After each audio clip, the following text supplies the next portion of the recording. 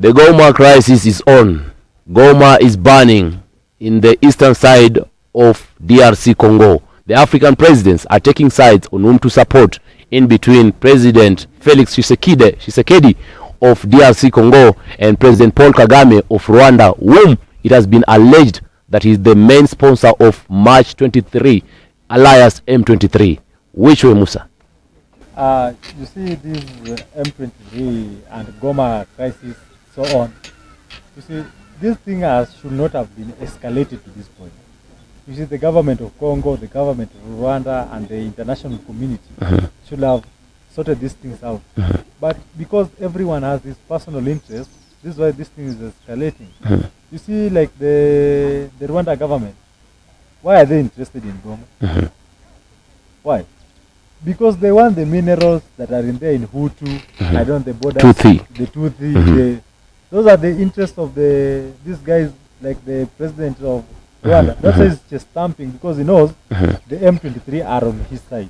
Yes, and those are the issues why I'm telling you this crisis should not have gone long, because even the government itself should have organized the diplomatic issues, the diplomacy should have been conducted, and this issue should not have been escalated. You see now, like South Africa are coming into the game, and it's going to be a very big thing. Yes. Earlier on, speaking to the press, Paul Kagame, president of Rwanda, said like has always denied, of course, he has always denied like he is not sponsoring the March 23 alias M23. He has always said, I am not sponsoring, there are no Rwandese in that March 23 alias M23.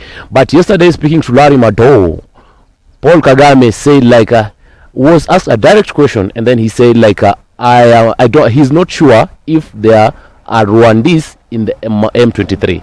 Is he trying to play a chess and rat game? You see, the kind of games President Kagame is trying to play are games that are for the people who never went to school. But for us who went to school, understand the game, whatever we can say is, we all know M23 is being funded by the Rwandan government. And if we can link this to Arsenal, because Arsenal is our main sponsor of Rwanda government. Visit Rwanda. Visit Rwanda, visit this. They are a main sponsor of Rwanda government. Yes. Rwanda government is the sponsor of M23. We all know. It's only because of the international laws and diplomacy they cannot accept it publicly. Because M23 is like a rebellion in DRC. And DRC has an elected government. So if you come and you rebel, you want to overthrow the government, you are a rebellious militia. So you see, this militia of M23 is being funded by a government of Rwanda, and the government of Rwanda cannot accept, because it is in the international law that is like sabotaging a government of another country, and that lies under diplomacy laws and acts. So that's like you can bring some sort of war. So they can never accept, but we all know what is going on. Yes. Nobody loves DRC Congo at peace since time immemorial. Is it the same psychology that Paul Kagame is trying to apply, knowing that it is not only Rwanda that is benefiting from these minerals from DRC Congo, other international states are also benefiting? Is only that this time round the limelight is on Paul Kagame? You see, Rwanda stopped benefiting from the minerals that we know Rwanda is very rich in minerals. So Rwanda stopped, DRC stopped benefiting from this since the days of Mobutu Sese Seko. Now when this Tshisekedi guy, I don't know the name, Felix Tshisekedi. Yeah, that guy. This person, they are being created a war. You see, when I put it in a concept, the M23 is like Mau. They are trying to protect the interests of these people and this mineral. Why don't you ask yourself, why are these people not falling? Why are these people coming up again and again? Because these people they are under, you see the area which they are covering, there are some minerals, some golds, and that's where they find their mining. And ask yourself, why are they selling this mineral? Because you cannot be a rebellious militia and you want to sell your products out of the country. Where do you sell them? You have to sell it to your neighboring country, so that country can sell it abroad, so that they give you the funding. And that's why it will not be easy to control these guys. Yes. So these guys, they control an area rich of minerals. They extract the minerals. They sell it to the neighboring government. The government exports it, and the government gets an income, and they give it to these guys. And that's why this guy who is sitting now to the power can never control these people. These people have enough sources of funding, and they have a capability of maintaining themselves. Even if Rwanda decides not to fund them, and they say, Museveni, why we can do some business, and Museveni agrees, these people will always be rebellious. But for now, they do that business between minerals, Rwanda, and exportation. Now, that's the extent that is going on. Yes. Still on the side of Paul Kagame, does Rwanda face a flop in the economy? Because right now we have seen international community speak of UK aid. They have also come out and said like they are going to withdraw their aid to Rwanda if at all. Then Kagame is not going to withdraw his armies and his support to the M23. Is it a threat to the GDP of Rwanda and the stability of the state in Rwanda? Yes, absolutely. It's a big threat, because you see these sanctions, like the USA trying to sanction Rwanda, it is going to be a big blow. And if you want to shake the M23, shake the Rwandan government. And that's what the USA is trying to do.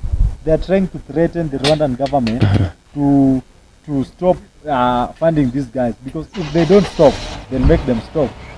And if they at all stop, they make the sanctions of the products or the US aid coming to Rwanda, definitely they are going to stop, because they're not going to have that surplus to give the M23, and definitely they are going to stop funding them, and that will be the beginning of the downfall of M23. But these people in DRC who are fighting, they're not fighting because of personal interest. This Nanga guy, Colonel Nanga, he's not fighting because he wants to be in power or something of the sort. This guy is trying to protect the resources that are being taken from the country to benefit the people who are outside the country. He's trying to those are like my Mao in Kenya. They're protecting the resources that are being taken from the country. But because the government is so greedy, the country is going into poverty, but they want to enrich themselves. That's why you are getting, they want to fight back to these people. Why is Rwanda's economy? Rwanda is a small country that its economy is enough like the Nairobi city is competing with countries like Kenya. We don't have even an international stadium. Rwanda has almost 4 because they can manage themselves. And that's why Kagame is interested in those minerals. That is the interest of Kagame in there. Yes. Yeah. Can we say like Rwanda is also going to bring a threat of long-term instability? Because looking at this dimension from DRC Congo, we saw the other day the former national election director, that is Colonel Nanga, as you've said, he said like if I'm the one who brought out this problem to my people in DRC, I am the one who's going to bring a solution. Is he also trying to sabotage the leadership of Felix Tshisekedi, keeping in mind that in 2015, during the first term of Felix Tshisekedi was allegedly the second person during the election by that time, but he was announced the winner by then the national election director, that is Nanga. Is he trying to bring a solution, or is trying also to bring a lot of problems that will never end in the near future? You see, when you create a problem, you are only the person who can bring a solution. Are you getting my point? So if Nanga announced Tshisekedi, it means there were some differences that they came across. When I put it in my perspective, it's like he thought that guy was going to bring the interest of the country first. But this guy brought his personal interest first. Tshisekedi. Yes. And that's why, you see, whatever is going in the Western countries and the Democratic Republic of Congo, if a coup is going to happen, and Nanga is going to take over Felix Tshisekedi, it is going to be a benefit for the people. Yes, it's going to be a benefit for the people. How will it be a benefit of the people? And now that him being the leader of M23, he's getting resources and funding from another state. You see, he's not getting resources and funding from other states. Whatever the M23 are doing, they can never export the minerals through the required channels. So what do? Because Rwanda also has some interest in those minerals. So they use the M23 to extract the minerals through Rwanda, and Rwanda exports them. And from that, they get back the funding. Because now to individual pockets, not to a state. Exactly. Not to the state. The M23 individual pockets. Rwanda injects the money to the individuals in the pockets, M23, not to the government of yeah. And that's why these people are getting the weapons. Where are they getting the weapons from? Because you cannot import weapons in the country, because the country, you can, it's like saying that we are importing the weapons through JKA, and the government does not know. It just passed through some loopholes. And that's what M23 are doing. the benefit they are getting is from Rwanda selling them the minerals abroad. And the Rwanda, what they are benefiting, these guys being like intermediate. You want weapons, we get minerals. You want funds, give us minerals, we give you some funds. This is Rwanda gas to export those minerals. Yes, that's what is going on there. But you cannot tell me that Tshisekedi, he cannot never control these people. Is President Tshisekedi a problem? It's the problem, of course. Yes, if you are never a problem, if you are a leader of a country, you are the number one. And you want to claim you are not a problem to your country.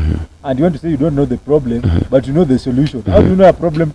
You don't have a problem, but you know the solution to the problem. You must accept that you are the problem, and the solution you are offering to the problem you are. Yes, so it's a problem, and he can never, even though it's a problem, he can never offer a solution. The solution will be offered with someone who will come after you, or the M03. And now can the president of Democratic Republic of Congo, Felix Tshisekedi, pull a comeback? Because speaking to the press the other day, he also affirmed the nation and the citizen of DRC that are there in safe hands, and the government, through in coordination with the defense forces, are trying to pull an organization, or rather maybe an action that will make sure that DRC is secured. Is he having that muscle without the support of any international or an African allies? It's going to be very difficult, but if he has to achieve that, he has to consider the international community, because he was a democratically elected government. So it's going to be easy, because he's going to receive a lot of support, but from within it's going to be very difficult. But if he gets the foreign aid, and that one is going to be very easy. Yes, but personally, as a country, as a DRC Congo government, they can never achieve that. Those people are going to occupy. Are they not Goma to that Kinshasa. superior? Yeah. Those defense for They are not. Yeah. In East Africa, the countries that are on top is Kenya, Tanzania, and then followed, I don't know, by Ethiopia. Those are the countries that have the most military personnel. Yes, the DRC cannot cope with that. They are still low in matters, because Kenya imposed their weapons and machinery from the USA directly through this. There is something signed through NATO. There's NATO bill there. Yes, but if you say DRC, those people are going to occupy until Kinshasa, from Goma to Kinshasa. They are going to enter there. So the marching can continue all along from Goma to Kinshasa. Exactly. And we're going to see those effects that can come after, because it will be like an attempted coup. Exactly. And if the coup is successful, the president will flee the country, and that person will take over, like what happened in Mali and Burkina Faso. Yes, that's what is going to happen. Can DRC be stable in going forward if the coup happens? Can they find that stability that has been missing for a longest time? The only time you can find stability is whether the coup happens or not. If the coup doesn't happen, when military takes over, it's very easy, because they coordinate faster, and so the stability can. The only problem is economic stability, but political stability is going to be fine. Economy is going to be a problem, but political and security concerns is going to be okay, because the military takeover is always about security concerns before economic concerns. So stability, economy is going to be to depreciate, but politically is going to appreciate. If we talk about the international relations is going to go down, because definitely a coup, nobody is going to talking about to military and global politics to a military who is heading a state. A military state is different from a democratic elected state. So they are going to lose some international relations. But if we talk about economics, obviously it will go down. Otherwise, security will go up. I am an Africa, and Africa is my business. Solving my problem as an African should come as a priority. Yes. We are all affirmed, and we are all aware of that. The other day we heard the President of the Republic of Kenya, William Samoei Ruto, who is the East African chairman of the East African Society. That is Kenya, Uganda, Tanzania, Rwanda, Burundi, and of late we have DRC, informing President Macron of France about the situation in Goma. Was it relevant as a political pundit? Informing Macron, the president of France, about the situation in Goma, I think it's a bit making your colonizer taking power of what you are. It seems like you are not an independent country, because you seek to get some leverage from your former colonizer. Some acknowledgement. Yes. Because why do President William Ruto have to call someone in Europe to help to tell him about the crisis in Goma when there are several other 53, if you subtract the ones in East Africa, almost 51 heads of state whom he can call to tell them about the situation in Goma. Why call President Macron? That means we cannot rely on ourselves as Africans, and that was a very wrong thing. And there's Africans, as we are heading to the recent years, nobody wants to talk about the European relations because of the Black Lives Matter and everything. Africans want to stand for themselves. We want to sustain ourselves. So informing President Macron means Africans are lesser human being, so we must seek leverage from other states in Europe. Africans, we can manage ourselves. And President Ruto was quick because we all know he just needs some aid. He want to be taken like a puppet so that he can receive some donations. This president is overworking. Because I remember last year he delivered some speech in France, in Paris. Those are the things he wants to talk about. It's just some personal interest. Yes. Being a francophone state, can we say like DRC has lost a lot of its mineral to France because we believe they have had a good political ties, a good state-to-state relation with DRC, and we know like the main agenda is for the whites. They take our minerals and then they bring us the already made goods. Can we say like France has been benefiting all this, and it was relevant for Ruto to inform Macron about the state now that Tshisekedi is under siege? It is the France government that has been benefiting from Congo than how Congo has been benefiting from France. You see, the minerals being produced here and wait for the manufactured goods. The DRC people are not benefiting as if those goods, if those minerals were processed in their country. The labor is being done in France. The only thing they get is just the finished goods that are coming back to the country. So President Ruto informing the president of France means that they are not taking the interest of the people first. You cannot tell me that you mine mineral in our land, the labor that you are using, in fact they import even the labor.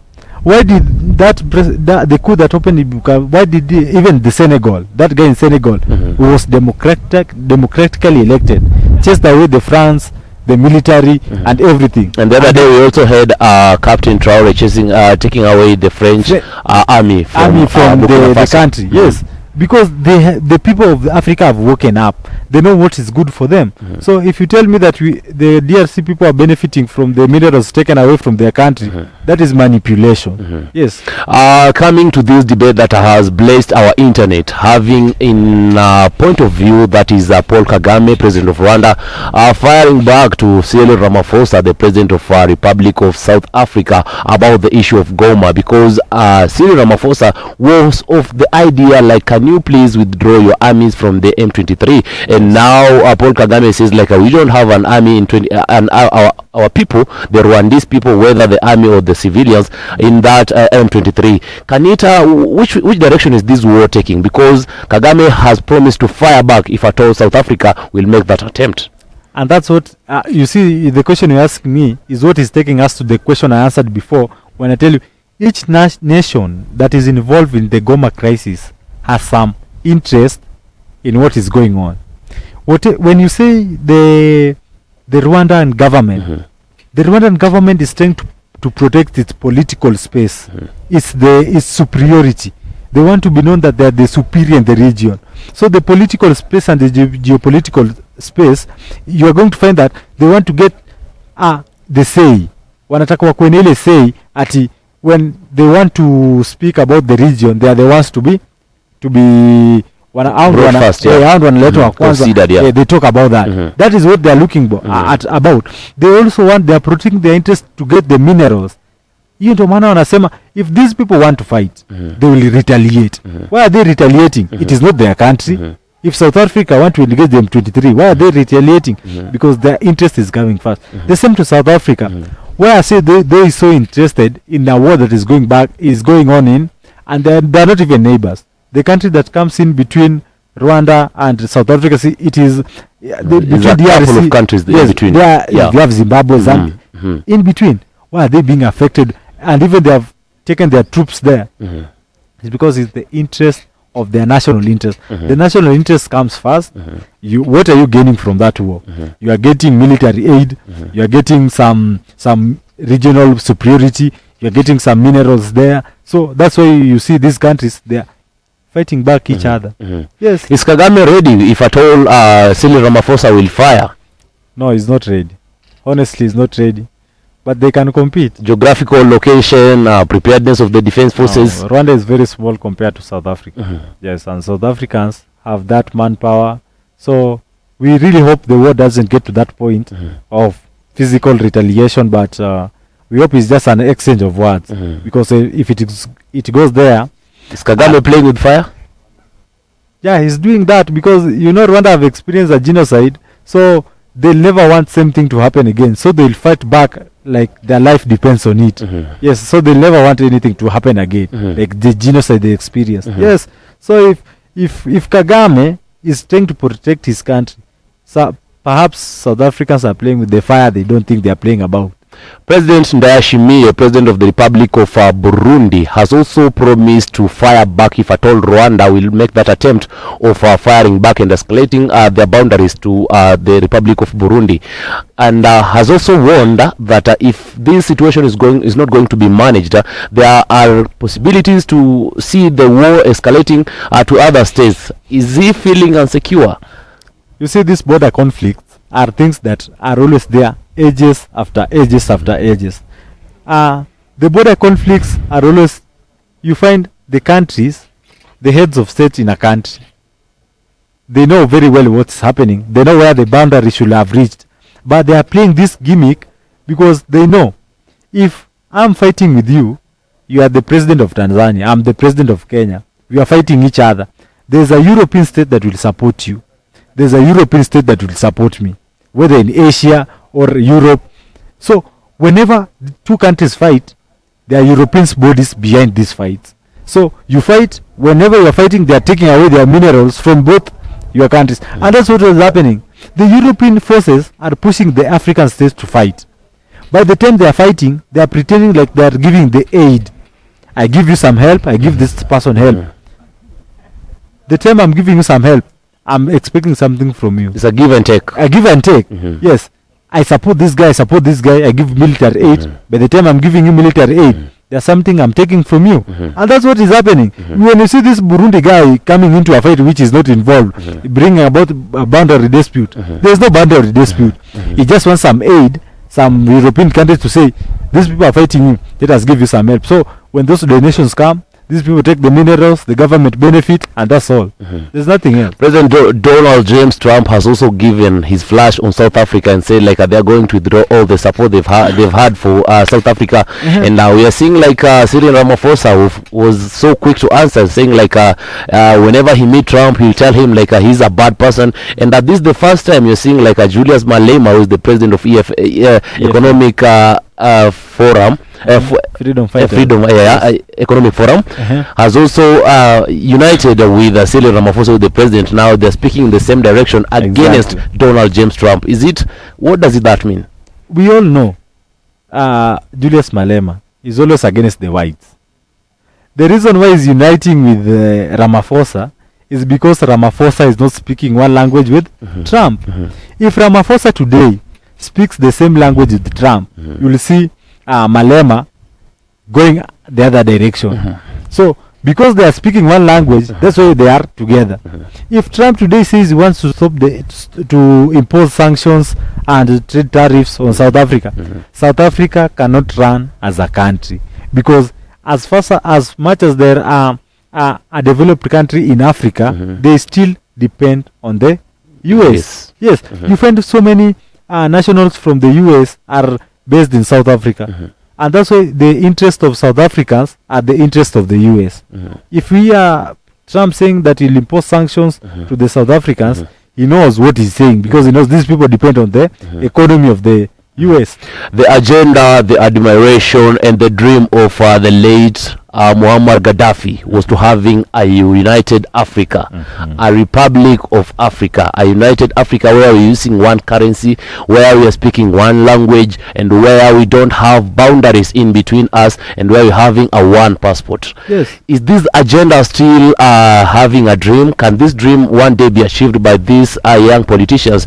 Speak of Captain Traore, speak of the young and upcoming politicians who seem to think otherwise, unlike those political family that we've had for a long time. Yes, when we speak about one Africa, like one nation, it is achievable, but not like people like Ruto in power, not like people like Tshisekedi in power, not people like Museveni in power, not people like Samia Suluhu in power. How do we require a visa to travel to Angola? And we are in the same continent. And in Europe, we find that you can travel to up to 50 states without a visa. And in Africa, you need almost, when I have to travel, let me say East Africa, I require like 6 passports and any visa to travel to those states. So for us to achieve the dream of Muammar Gaddafi, of one currency, one state, one Africa, and all that, we have to inject new leaders into these political seats. People like Museveni should have go home. People like Bobi Wine should take the seat. People like Samia Suluhu should go home. People like this guy is being intimidated should take the seat. People like Ruto must go, and his brother Raila Amolo Odinga, they must go, so that we have new bloods in this stream of politics, so that we can achieve people who have common interests. We know, if you put me in a table with William Ruto, we have different interests. With Museveni, an 8-year-old, we have different interests. Yes, and that's why if you have to achieve that, we have to put a new blood into politics. We have to put a new blood in the politics. Now, my director is trying to inform us that we are behind time, but before that, just conclusion. Looking at that camera, Mr. Musa Akungu, the Goma crisis is going to bring about the refugees, the young generation, young families that are going to be separated, youth are going to flee the nation, and that is where we find like the workability of a nation, the energy of a nation is going to fall in limbo. Looking at that camera, maybe to one that youth who's listening to you from Goma, from Kinshasa, from all those areas that are affected, which way and which is the best way to calm down the storm as we just end this? You see, if I can tell people in those areas, when war gets you, you have to get into war, but you don't get being drawn into war. But if war comes to your doorstep, you have to fight back. If people come to your country and people want to steal your resources, they want to benefit themselves, what do? You have to fight back. And this is a message to all young Africans. You don't have to wait for someone to come to your country, steal your resources, you remain jobless, no employment. Economy is going to economy is dying. So what do? Don't let these people go away with the good life you are supposed to be. We are the young people who should take over from the old generation. So don't escalate the war, but make sure you do the right thing. What is the right thing to do? Protect your interest and protect the interests of your country. Yeah. Protect the interest of your country. That is the message from Musa Akungu, the youngest political pundit we are blessed to have today on the bench here in an undefined place that we are. That has been the most entertaining, the most informative show that we've had, the most episode that a young nations in Republic of Congo can look up to, and that is the message from me. I'm Vincent Okinda. We are looking up to building a very great political shows up next. Keep us locked by subscribing, share, and invite your friends to like, because here at M04 TV we say that this is the channel that is growing very fast, and this is the passport to your adventure. Behind the camera has been the one man called Guarana. Until the next episode, keep us locked.